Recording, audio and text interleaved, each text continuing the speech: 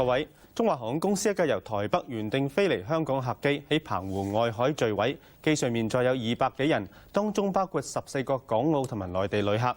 當局已經發現飛機部分殘骸同埋多具遇難者遺體。我同事陳錦芬呢，而家就趕到台灣嘅中正機場㗎。陳錦芬，你嗰邊情況點啊？咁我而家咧就喺中正機場呢度嘅，咁睇翻機場現場嘅情況呢，喺空難之後秩序大致都係正常。不過呢，喺空難發生之後啊，就已經有先後2批台灣死者嘅家屬咧，空難死者嘅家屬呢，就已經喺呢度出發去咗澎湖馬公機場，咁準備處理善後嘅工作。咁其實今次意外原因呢，仲要深入調查。咁但係據一啲目擊者就表示啊，當時聽到爆炸聲，咁然之後呢架客機就墮海。咁相信呢架客機呢係個墮海呢同爆炸呢係有關嘅。咁而台灣嘅領導人陳水扁呢，亦都係指示全力進行搜救工作。客機墜毀後喺出事現場澎湖外海海域附近嘅彰化縣秀水鄉，係罹難乘客嘅遺物，包括港幣、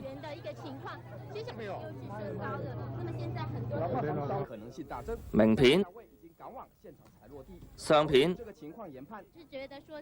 亦都有華航字樣嘅碎紙、地圖、行李標籤、飛機嘅防火泡面，同埋部分飛機殘骸，到稻田地氈式搜索。警方話，如果呢啲碎片經化驗後證實係華航墜毀嘅航機，咁飛機發生爆炸失事嘅可能性就好大。而事發嘅時候，喺出事海域釣魚嘅人都話聽到當時有爆炸聲。釣魚就聽到嘣一聲一聲這樣，所以今天風浪很大。尤其那時候下午的時候，剛好又是吹那個東北風嘛，風浪很大，就聽到嘣一聲。而華航初步排除機械故障導致意外。因為這個飛機如果是機件故障的話，機長會有一點工作、一點空餘的時間跟地面聯絡。可是這個飛機是突然間失蹤，所以我們認為機件故障的可能性不大。出事嘅華航 CI611 客機原本由台北飛嚟香港，下晝2點50分由中正機場起飛。飛機同地面最後一次通話係3點16分。咁喺3點30分喺雷達熒幕消失。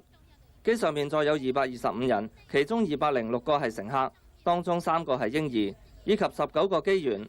乘客中有香港人、內地人、新加坡人同埋歐洲旅客，絕大部分係台灣人。咁空難中嘅台灣死難者嘅家屬呢，就已經漏夜乘搭飛機去咗附近出事現場附近嘅機場㗎啦。不過呢，有死難者嘅家屬呢，就當面指責華航安排混亂。詳情由陳國陽報導。有死難者嘅家人到華航嘅總公司查詢，忍唔住抱頭痛哭。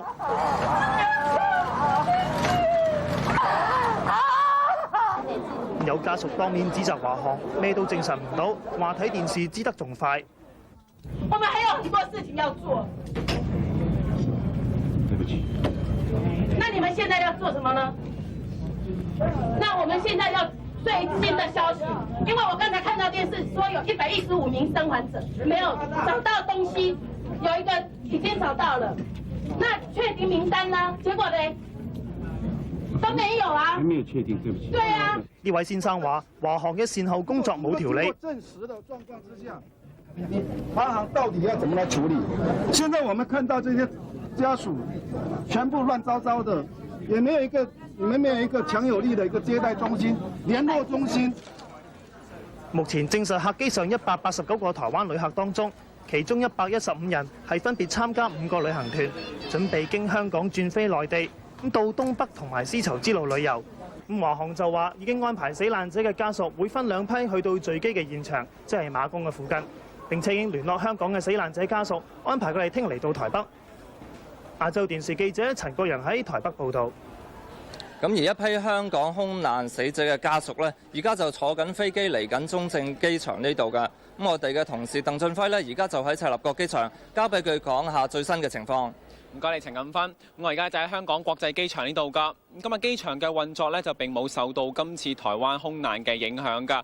咁今晚咧來往香港同埋台灣嘅客機咧仍然咧係照常起飛。咁華航咧較早前又召開記者招待會啦，證實咧今次出事航機上邊咧最少有4男1女嘅香港人㗎。特區政府咧對於事件表示震驚，又話會對咧家屬提供一切嘅協助。而部分嘅死難者家屬咧就已經係趕緊去台灣善後㗎啦。首先由姚建文報導。啲家屬喺知道墜機消息之後，立即趕去機場了解最新嘅情況。部分家屬晚上喺華航職員陪同下趕去台灣處理善後工作。華航夜晚往來香港至台灣航班冇受到意外影響。華航駐香港辦事處召開記者會，公布意外嘅詳情。本人對社會大眾造成的不安，非常的痛心，也非常的沉重，在此再跟您各位鞠個躬，表示歉意，謝謝。初步證實，機上225個人裡面，其中4男1女係香港人。我們現在已經去安排家屬，我們已經主動去聯繫這5位香港的旅客的家屬，盡快取得他們的聯繫以後，到台灣去。香港民航處表示，收到墜機消息之後，飛行服務隊曾經派出一架定翼機同一架直升機協助搜索。但係我哋後來知道咧，就台灣當局咧，佢哋係唔需要我哋香港嘅拯救同埋搜索嘅幫助。咁所以呢兩架飛機咧，其實就起飛咗之後咧，都已經回航咗㗎啦。有啲啱啱由台灣翻嚟嘅旅客就話，下晝台灣一帶嘅天氣並唔算差。唔係晴朗，但係冇落到雨咯，普通。行政長官董建華、政務司司長曾蔭權同財政司司長梁錦松都對意外表示震驚同傷痛，又話特區政府會提供一切嘅協助。準備咗當有需要嘅時候咧，係提供適當嘅協助。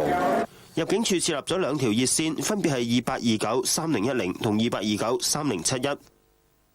而華航同中華旅行社亦設立2條熱線，分別係2261-1815同9091-6005，俾有需要嘅市民查詢。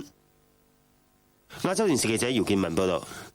咁今晚咧，香港機場呢邊嘅情況咧，大致上都係正常㗎。我哋同一啲咧啱啱喺台灣咧，今晚翻到嚟香港嘅旅客傾過啦。咁佢哋話喺台灣咧，亦都聽唔到咧係有空難嘅消息。咁機場嘅情況咧都唔算太過緊張㗎。好啦，喺機場嘅報道咁多，交翻俾許方輝啦。